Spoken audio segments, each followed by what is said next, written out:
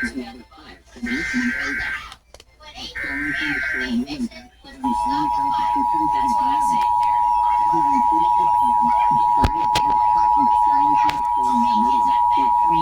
National Weather Service in Raleigh has issued a severe thunderstorm warning for southern Stanley County and central North Carolina until 11 p.m. Eastern Daylight Time.